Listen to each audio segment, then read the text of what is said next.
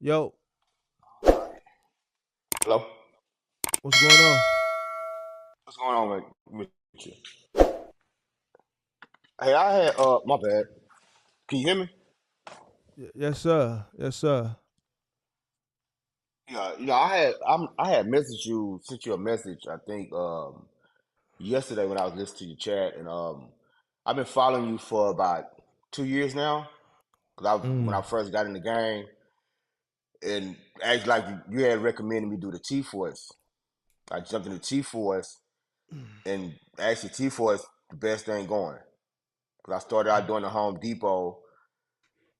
deliveries with the Home Depot. And what happened was, since I was doing good, they ended up giving me like a guaranteed contract, Mm-hmm. doing like line haul, going because I'm in Texas, going from Dallas to Houston. But now, what I'm trying to do, I really want to try to get into the cargo van space because my contract that I got is good, it pays good, but of course, I can't scale my business if I'm the only one doing it. Because really, with the contract I have, I don't necessarily need a 26 footer. Because sometimes I have like two or three pallets at a time. So what I did, I went and bought a 12 footer. I haven't put it on the road yet, but I bought a 12 footer. I still got my 26 footer. So I'm debating on keeping it because I don't want to need it and not have it. But I really want to get into the cargo van space. Okay. What's So your I'm trying to question? figure out how do I transition? Because like I said, I'm gonna keep because my T Force contract is guaranteed. So of course I'm gonna keep that. I'm not gonna turn down for show money trying to get more money. You see what I'm Mm-hmm. saying? But I'm trying to see how do I transition into the cargo van space. 'Cause I was just listening to when you was talking to the other dude, and I had the same idea basically. Like when you was telling him like I hire women, and that was my thing. I was like, yeah, that's the same idea I had. Get some chicks, hire some women because they got kids or whatever that need a job. Mm-hmm. But I just don't know how to get into that cargo van space because I just got into the box truck space and like a couple of years ago, and finally I'm making good money. I'm making real good money. All right. Well, I would if is your truck you is you still paying on your truck? Oh no, I don't do that. My truck paid, but I was paid for. Like I said, I paid Uh, cash for my truck because actually because when I first got into space, I used to own barbershops. I had like about three barbershops. I ended up selling a couple of my barbershops, and that's when I got into the box truck business. mm-hmm. All right. So trucks are paid for. Truck is paid for, and you want to get into the cargo van business. Doing what? Running for T Force? Really, whoever. I'm not. I'm not married to nobody. I'm going where the money at. So So you I'm gonna run just the trying to. you, you gonna run the cargo van or build it or what? Yeah, because actually, because the contract that I have with T-Force, I go from Dallas to Houston, but it's an evening route. But I pick up in the evening, so basically it's overnight. You know what I'm saying? So I was gonna pay somebody to do that because it's Sunday through Thursday, weekends off. So I was gonna pay somebody to do that so I could sort of focus on trying to get this cargo van jumping. Let me ask you this: why you don't just build on top of the box truck thing? Because what I noticed with the box truck, the overhead is, dealing with these trucks, they break. You know what I'm saying? Because like I said, I got a 26 footer. I've been blessed not to really have no real major problems. I'm mechanically inclined, so like the simple stuff, oil changes, belt break, things of that nature, I could do myself. You know what I'm saying? So I save a lot of money doing like that. But like I said, with this contract with T Force, it's about me only having to use two or three. Like sometimes I have four pallets. So for me to drive my box truck, you put four pallets in my box truck, it's a waste of money. How much That's why they I went and paying you bought for it. them 4 pallets? The contract is like guaranteed. It's like a Right. How daily much they route. paying you? How much they paying you to guarantee? It's $600 a day. Are you going from Dallas to Houston, Yeah, it's like 200, a little over 200 miles. and then you dead heading back? Yeah, because that's the thing. Because of the time that I'm rolling, it's nothing going. Because I leave Dallas about what 8 o'clock. So I usually make the Houston anywhere between 12 and 1 o'clock in the morning.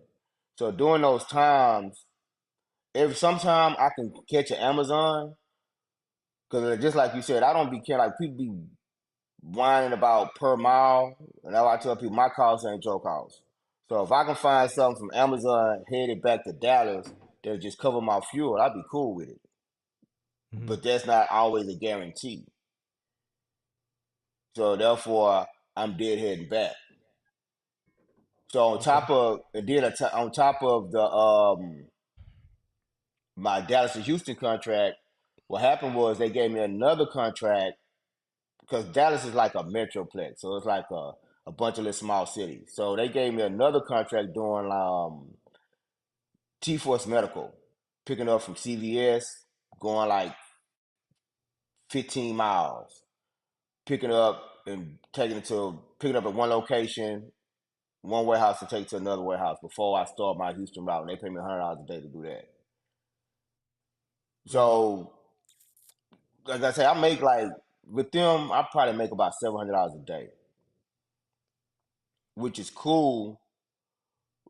But I want to, like I say, the overhead, dealing with the diesel prices go up and down. I got a 26 footer. It's really no need for me to roll that 26 footer. I really want to get in the cargo van space. Like you said, I know the money goes down when I get into the cargo van space, but Well, the overhead is way low. you ain't gonna be able to put 4 pallets on no cargo van, so you still gonna have to run that truck. No, no, no. I'm gonna still keep the game. I'm not gonna get rid of the contract. I'm gonna keep the contract because Uh, that'll be foolish. Because it's okay. guaranteed money. Because if I can pay Mm-hmm. somebody, my thought process was I make $700 a day with doing this. So if I get somebody, let's say $200 a day, they ride. If I put them in a 12 footer, gas is anywhere between 50, and it's use regular gas, not diesel. So it's anywhere between 50, let's say $50, $75 a day in fuel. So I still keep the balance of I still make what out the silver, I still make $400 a day.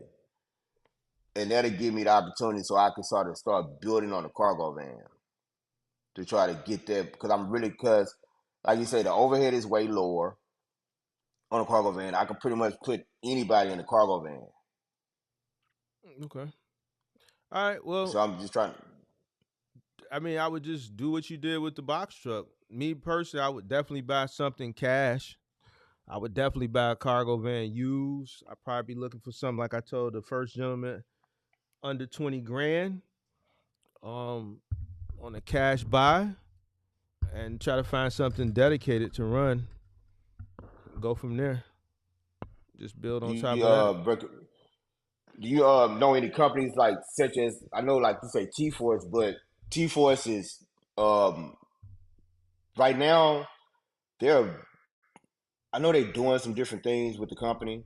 You know what I'm saying? Because they're Mhm. trying to add other things to the company. So right now, their cargo van department is really not doing doing much. So do you know of any companies that I got a subscriber, Sharks World, in here. He just got onboarded yesterday. He got onboarded in T-Force in what? Dallas for Office Depot and e-commerce. Literally yesterday, he was at the Yeah, T-Force in Dallas. no T-Force they got it, but what I'm saying is that they don't have a lot because I talk to the dispatchers 24/7. You know what I'm saying? They don't have it to where you can scale because, like you say, I want to be able to scale it. Like Well, I would. if I I mean, want to drive. you don't have to scale. You could. Here's what I'm saying. You can put a van in there. They have an opportunity for a second van. Fine. If you put a van in there and you're ready to go get another van, it don't have to be there. Scaling doesn't necessarily I got you. mean all in one spot. I wouldn't put everything all in one spot anyway. I ran Yeah, yeah, for yeah, them yeah. when they were called Dynamics back in the day Okay. before they switched the name to TForce. The only contract that they had back then that they still got is Office Depot. For some reason, Office Depot sticks with them regardless of how bad they perform. Everybody else that TForce has had have come and gone. When I was there, they had IKEA. They lost Yeah, that. I would. Do they still got Granger? Is Granger still in there? I think so, but see, I know like they was talking about getting a Timu. That deal fell through. They didn't get that. So they get Yeah, accounts and they lose a lot of accounts. The only thing that yeah, they've held on to that I know that they still got from when I was there is Office Depot. yeah. You don't want to put all your eggs in one basket anyway. So if they got opportunity, go there. If you get another van and they don't, and Capstone has opportunity, send the second van there. If if if Gotcha, if gotcha. if, if US Pack has opportunity and is paying well, send it there. If Spoke has an opportunity, send it there. If Waco has an Okay, opportunity, send it there. If Capstone has an opportunity, send it there. You don't have to build within the same 3PL. gotcha, gotcha. So you said Caps. I heard of Capstone. What was the other companies that you named? I never heard of. US Pack, I heard of Capstone Capstone, before. Waco, US Pack. I heard of them. Waco. Okay, the Waco. I haven't heard of them. So I look Spoke. into them. Okay, I look into all those. Yeah. All right. Cool. Because actually, since you mentioned that, you said your guy, he signed. Because I seen that ad. Because I was going that because they only needed one van. Because I seen it. Mhm. But I didn't even. Because I had some other things going. I seen because they only need, like I say, they up and down with those vans. Because T4 even though it's big, but in Dallas, it's sort of small. No, it's big in Dallas. Dallas is the corporate headquarters. No, it's the headquarters out here. But what I'm saying is that they don't have. It's not like I know all the line. Well, because I do line haul. Mm-hmm. They call it line haul because I just go to Dallas from Dallas to Houston. Like we only have maybe one other line haul driver because they go because like you say, Dallas is the hub. So it comes to Dallas, we take it from Dallas to Houston, from Dallas to San Antonio and Austin. Basically, that's what we do. Mm-hmm. So it's only me and one other driver. But they do have, like you said, the cargo van drivers, but they're doing the daytime. I don't really see those guys. Mm-hmm. But Yeah, but the that's what I'm talking warehouse about. is They it's they not have opportunity for the okay. cargo van based on the conversation I had yesterday in Dallas. They have opportunities. Oh, okay. I'm gonna have to call my dispatcher and see what's going on. But yeah, okay, well that makes sense. 'Cause I guess I was trying my goal. I guess I was just thinking it the wrong way. I was saying like, yeah, no mind, it makes sense. I got it. But You yeah, all outside good? of that though, yeah, no, yeah, I'm doing good. Appreciate you. You say outside of that what? No, outside of that, like I said, I'm doing good because, like I said, because what I noticed in the business, and even I talk to a lot of drivers, and they be trying to figure out like, well, how did I get this and how did I get that? I'm like, well, a lot of people don't act like they don't want to touch freight. I'm like, you got a pallet jack, so you really not touching shit. It's easy.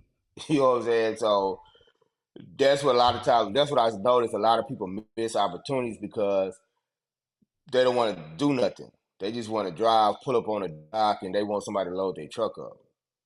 Mm-hmm. But like you say, anytime too, because a lot of times since they know, like I tell them, money don't sleep. You call me Mm-hmm. whenever, I'm going to go grab it.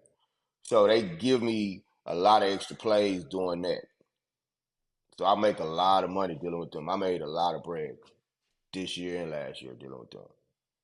So yeah, It's because cool. even sometime if I want to do the Home Depot, if they got Home Depot action, I need some extra bread. I can call the dispatcher. Hey, what you got going on with the Home Depot, and they'll still let me go grab that too. Because really, we're That's dealing what's with up. them. You don't necessarily need a 26 footer dealing with them. Even though Mm-hmm. I have one, but really I have too much truck.